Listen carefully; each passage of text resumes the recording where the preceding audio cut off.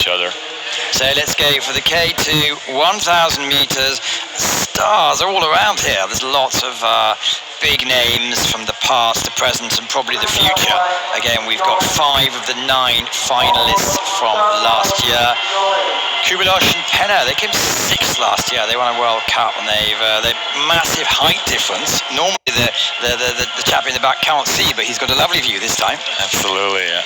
And they also have the world record, or world best time last year in Saga. They did the 3:05, which is just incredibly fast. Rennie Holton Poulsen and Morten Graversen. Rennie has medals in this, going back many years, and really a top athlete. We have the young, we've been saying the young for the last 4 or 5 years now, they're really coming to their own. It's Riley Fitzsimmons and Jordan Wood. So if you're watching in the early hours of Australia, it's hopefully going to be worth the effort.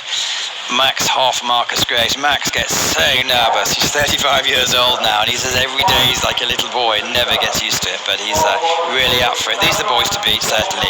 Tomasevic and Zoric. They look fairly lightweight, especially Zoric, but they can really make the move. They're the defending champions, by the way. Here we have Mizevic and Urania. Again, they're really top athletes, still annoyed that they missed out on the Olympics, and they've got something to prove. Geller, Botek, they came 2nd last year. Maxime Beaumont, well, yes, he goes in every category, and Guillaume Berger, they're going to be looking to watch out. Nikosias and Oleg from Lithuania, who are fast starters. Interesting to know with Maxime Beaumont and Guillaume Berger from France, they know exactly the water temperature. They cross the line in their semi-final, they lean back, Maxime Beaumont leaned back to put his hand back to congratulate Berger, and they fell in, which is really stupid. 21 degrees the water is, so it's okay, but Maxime Beaumont, obviously an Olympic medalist from the sea, K1 200 meters, he's also rather good at the other events, so it's they're just chopping around, and he basically, the reason he's doing different events, he needs the motivation. Anyway, they are off, and it's a great start from the French sprinters. They've done it all the time so far this week. They've been the first to make. If it was a 200-meter race, they'd certainly be off. Here we go, sprinting power.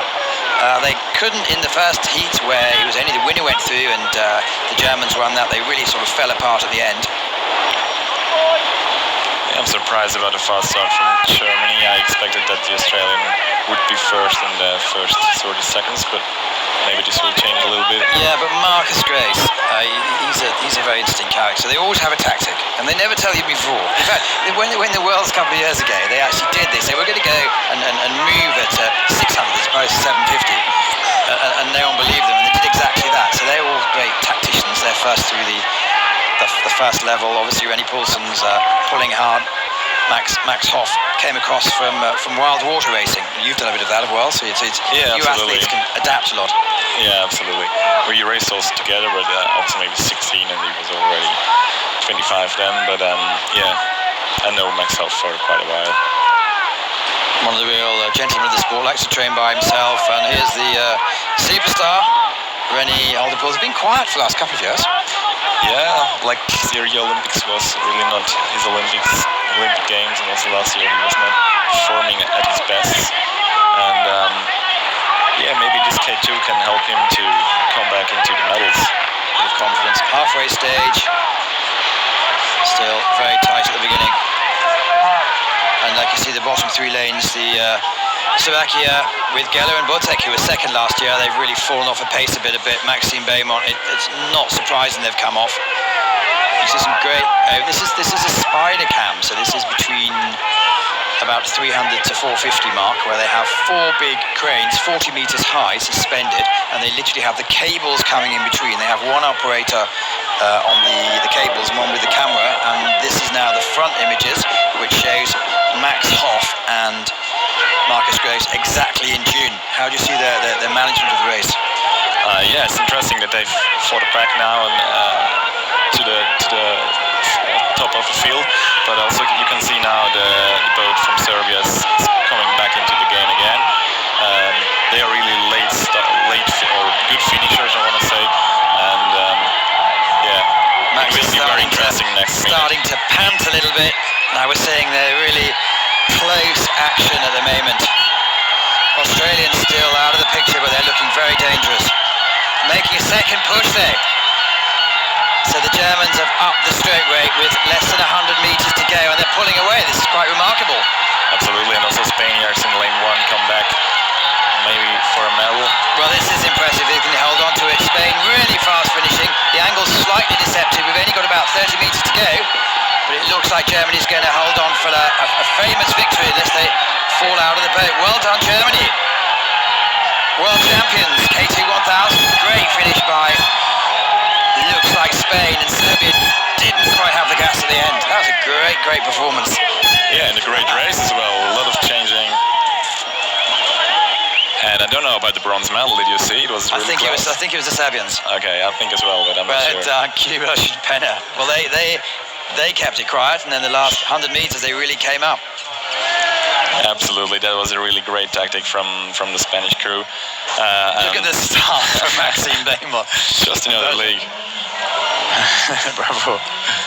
But they did well, didn't they? Because it looks like they were being caught. Then it was at 750 metres. They really upped the pace of it. Absolutely. And also Denmark was in front at 500 meters, but they came back, and that's the first World Championship title for Max Hof in the K2. That's also quite remarkable. Olympic champion in the K4, and we're going to see those two in the K4 later. Max Rentschmidt, who is an Olympic champion himself, he'll be going in the 1,000 meters. And this is a great crowd. We had a load of Spanish here yesterday, making an awful lot of noise. I thought it was a stag party, but it turns out they're all athletes and friends of.